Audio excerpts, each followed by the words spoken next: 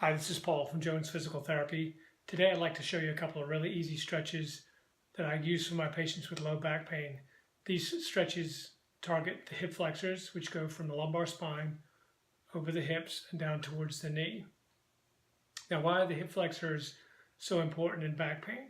Well, if you imagine your pelvis, in a normal person your pelvis is level and it's held in position by hip flexors in the front and hamstrings in the back, and it's held level like this. So as the person goes around, their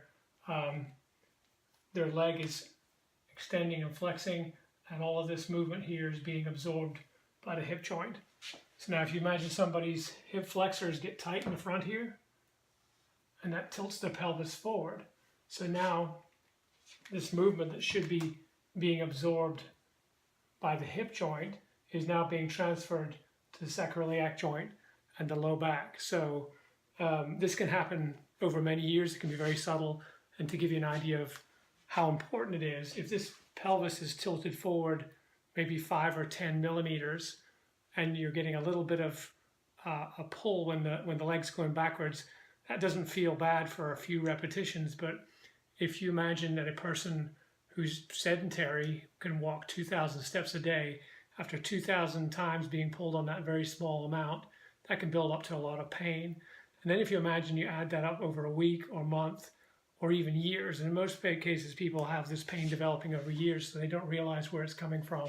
So if you imagine that small amount of trauma building up over years, imagine how much pain that can cause in this area, even though this area is not the part to blame.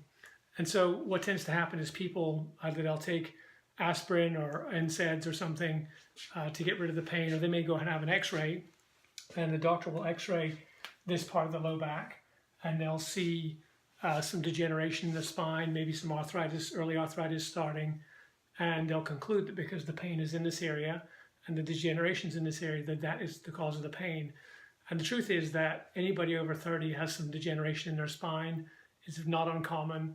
And the majority of people are walking around with some degeneration in their spine and are not actually feeling any pain. So it's possible to have that degeneration or degenerative changes and not be feeling any pain. So what I do for my patients, this is something that really benefits them. I start them off on these hip flexor stretches, and we see how they do, and then we move them along to a little more aggressive therapy as time goes by.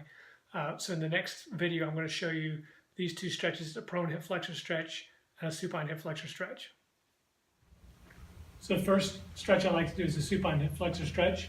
Just have the patient lay on their back, put your legs down, and then scoot over towards the edge of the mat and hang the leg down. Then you feel a stretch in the front of the hip right here. This is stretching the iliacus and the psoas, which are attached to the lumbar spine and also down towards the knee. This should be a gentle stretch. If it's a really hard stretch, the muscle will tend to pull backwards. So if it's just a gentle stretch for a longer period, they'll get a better effect. If it's uncomfortable, I'll have the patient put their foot on a stool for a little bit of support. I don't want to see any arching of the lumbar spine here. Okay, the second stretch is the prone hip flexor stretch. In this, I have the patient lay on their stomach. We just put a strap around the foot and hang it around their shoulder right here. This stretches the iliacus and the psoas, but also stretches the rectus femoris. We don't want to see the hip coming up here. We want the hips to be nice and relaxed and flat. Once again, this is a stretch for 3 to 5 minutes to try and stretch this muscle out here.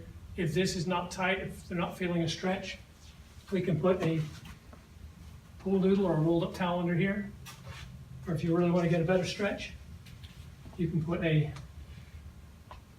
exercise roller there. So why are hip flexors so tight? One simple explanation is that we spend a lot of our time sitting, either at a desk or driving, and many of us who go to the gym don't spend time stretching because we want to go get a workout. So we don't want to spend 20 minutes stretching our hip flexors. So over the years, the hip flexors become tighter and tighter, and the back starts to hurt more and more. I hope you found this video interesting. If you're having back pain, especially around the hips, low back, and tailbone, try these stretches at home. If you're planning on trying them, remember that they should be comfortable, they shouldn't be painful. You should actually feel a little better with each session. If that's not the case, or if you have other concerns or questions, give us a call and come in and see us. We have a thing called a free discovery report where you can come in and sit down and talk to one of our therapists and tell them about your problem, and we can figure out if therapy is going to be a good fit for you.